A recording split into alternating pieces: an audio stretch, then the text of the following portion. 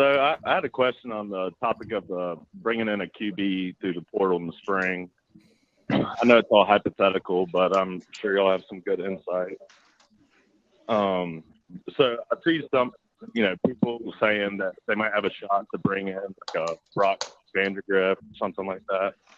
Do you think they would bring in a younger talent to increase the quarterback competition, or kind of sit back and maintain that emphasis on experience, somebody that can come in and maybe just take the lead role? I think that's a great question, Jedi. We appreciate it, Big Dog. I saw it posted on the corner today about somebody putting in a prediction that Brock Vandagriff will transfer to Auburn. Dude, I don't think Auburn's in the market for that. And I could be wrong. I think Auburn's in the market for a guy who can come in and start right away. I'm not talking about going through spring. I'm talking about a guy coming in after spring and having only summer practice to get ready to go. Am I? Does anybody disagree with that? Well, no, I agree with that. I agree with that. I agree too. I sort of disagree, but I'll let y'all talk first. I think the bigger issue to me is the current intra-conference transfer rule that the SEC has in place, that you have to be in the portal by February 1. Yep. If you're not in the portal by February 1, regardless if you're a grad transfer or not, you are not eligible to transfer to grad transfers. That hurt us with Caleb Chapman last year. Remember when he was trying, Auburn was interested in Caleb Chapman. We were unable to contact him. Caleb Chapman, the wide receiver from Texas A&M. Oh, yeah. We were unable to talk to him due to the interconference transfer rule. He thought because he was going to be a grad transfer, that would not apply to him. It did. Oh. So unless the current rule changes, Brock Vandagriff or any other quarterback on Georgia's roster is not going to be able to transfer to Auburn unless they were to legally challenge that ruling and determination by Greg Sankey. Or sit out a year. Exactly, or sit out a year. Those are your options.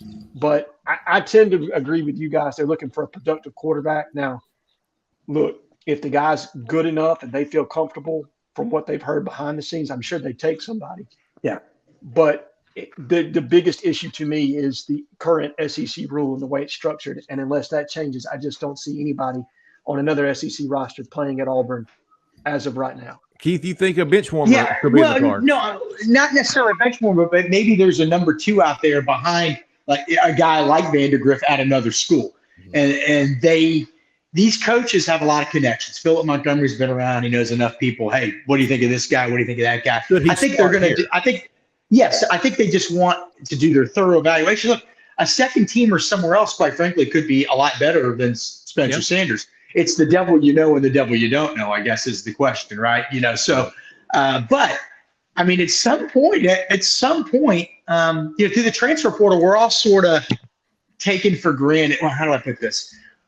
Guys are coming in and starting that have starting experience all over the country. So it's become the norm and we think that's normal, but somebody has to make their first start. Every quarterback has to make their first start at some point, right? And sometimes those guys do great. And just because a guy's never started doesn't mean anything. There's an unknown, but a lot of times those guys end up being better than the guys you know everything about. So I think what they would, again, I can't speak for the staff, but I think wouldn't surprise me if they just say, all right, here are all the guys. Here's what pros and cons for each. Best guy, period. You know what I mean? Because quite frankly, if you don't, suppose for argument's sake, let's suppose they're not in love with Robbie and Holden doesn't take the next step, and you bring in a 1-year guy that's a proven starter. Let's say he has 1 year left. Suppose it worked out with the Grayson McCall left, argument's sake. Well, then he goes off after that 1 year, and then you're in the same situation next year, right? Sure. Because then you say, okay, Gerner, maybe he hasn't made the progression. Ashford maybe hasn't made the progression you want. Walker White would be a true freshman. So now you got to go out and do it all over again next year. So if you could find a guy that maybe had a couple of years left and was a comfortable number 2 at an elite program or behind an elite player, not necessarily an elite program, you might roll the dice with that guy. I don't know. I mean, I'm just playing both sides of the fence here. I think it could end up being like that, Keith, because, I mean, you've let one – I'm not going to say you've let it pass. A portal window has passed now. And, Pickens might be a little bit slimmer than they were. So having some guys that are confident in their quarterback abilities, sometimes that's not the best thing, but they are going to be confident about it.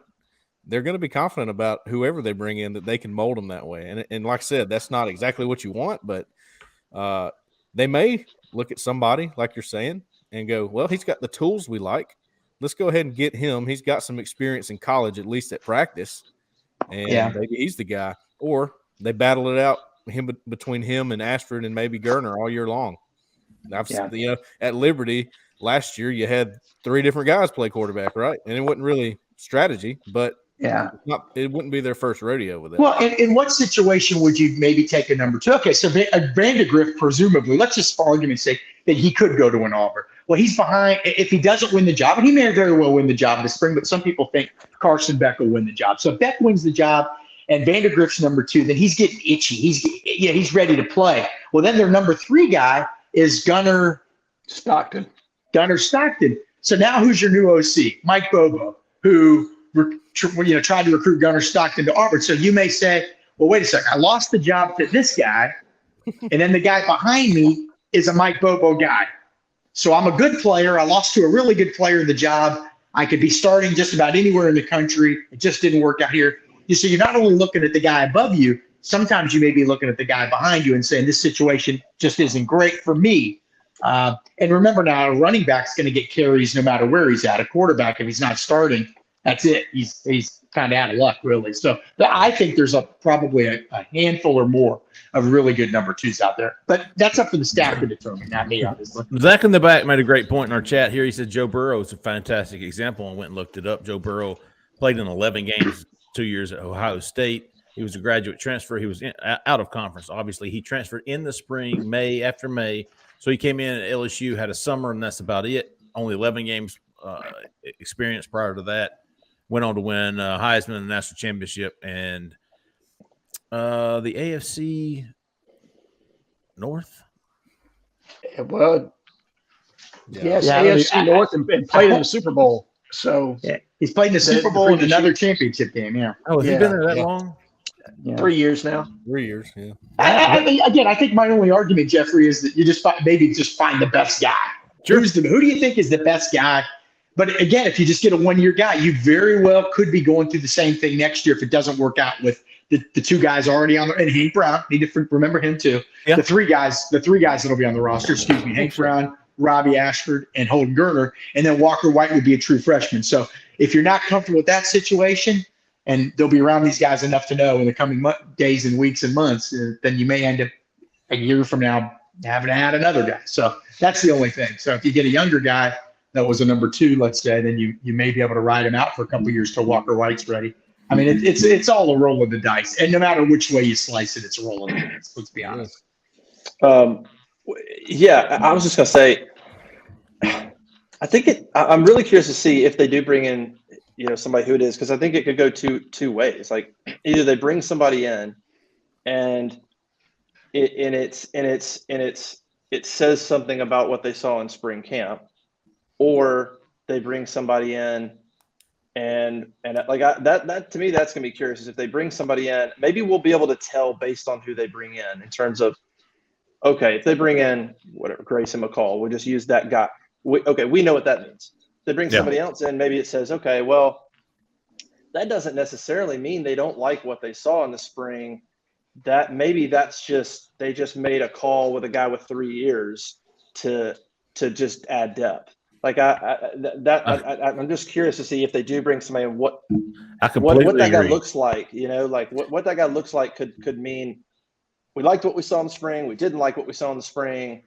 And the other thing that still sticks with me with Hugh Freeze is he said, maybe in the introduction, or maybe at the signing, I think it was the signing day press conference when he was talking about Hank Brown. He was very adamant. It's like, if I haven't seen them in person throw, like I don't like to offer. And I think you saw that. I mean, they only went after a couple guys they went after Grayson McCall, they went after Devin Leary, they flirted with Spencer Sanders, but from what I understand, I don't think they loved him. And past that, I didn't go after everybody. Right. So I that's the other thing that sticks with me is that he seems very, between him and Montgomery and Austin, they're very particular. So the thought of bringing a guy in to add depth even seems I mean, you're going to have Gurner, Hank Brown. You still got maybe at least 3 guys if Finley doesn't stay. So I don't know. I think it's just going to depend on a lot who they bring in, and that'll tell a lot of the story. To me, Justin, Grayson McCall raises the ceiling. A guy like Brock Vandegrift, who I picture holding the clipboard for the last couple of years, he raises the floor.